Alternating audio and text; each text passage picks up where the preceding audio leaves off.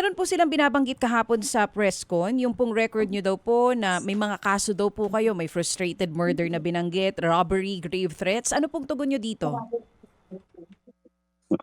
Ah, lahat yan kasinungalingan ni Mr. Atong Ang. Kung mayroon mang murder yan na pagbintangan ako, yun yung sa Rizal, na utos din naman niya. Kaya nga sabi ko sa kanya, parang kinasuhan mo, Mr. Atong Ang, yung sarili mo. At saka doon pa yan nagfile sa Mandaluyong dahil hawak nila yung Mandaluyong kasi yung ex-judge na chairman ng PCSO, yun ang naglalakad lahat ng mga kaso kaya ganun kalakas loob yan si Mr. Atong Ang. So, yung mga binanggit pong kaso kahapon, kung meron man po yun, dahil pa rin po yun sa mga utos sa inyo ni Mr. Ang noon, yun po ang sinasabi nyo? Yes sir, pero yes ma'am, pero yung robbery hindi po totoo yan. Gawa yung robbery na yan, yung time na yon, nandun ako sa Siniluan, nagpakain ako ng mga mahihirap doon.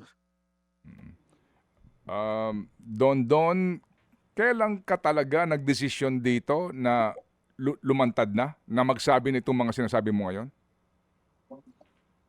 Sir, katulad nung sinabi ko, nung nung narinig ko, Anong buwan ito? Mga anong buwan? Anong taon? last year sir, yung sinabi ko na narinig ko na naka-loudspeaker, Okay. na napatunayan ko talaga naggaling sa boses niya, doon na talaga Okay, ako sige. nag-decide. Hindi na ako nagdadalawang isip. Sige, kasi tumakbo ka pang mayor, no? Don, kung nanalo ka bang mayor, tutuloy mo ba itong pagsasabi mong ito? Yes sir, hindi pwedeng itago ko yung kalukuhan ni Mr. Atong Ang. At hindi kaya ng konsensya ko. Sa tingin mo, pag nanalo ako na mayor, hindi pa rin ako papatayin yan? Okay.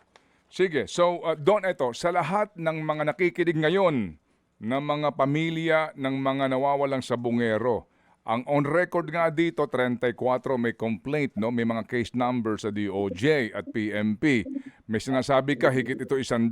Ano ang masasabi mo sa kanila, lalo na yung mga umaasa lamang sa iyo, sa testimonya mo? Sa mga pamilya na nawalan, lumapit na kayo sa CIDJ. Yung 34, yung 34 na yan, hindi lang 34 yan, 100 mahigit yan. Pumunta na kayo sa CIDJ, lahat ng mga namatayan, panahon pa sa waiting. Alam nyo naman kung sino, kaya hindi kayo noon nagreklamo dahil natakot kayo na baka kayo ang balikan ni Mr. Atong Ang.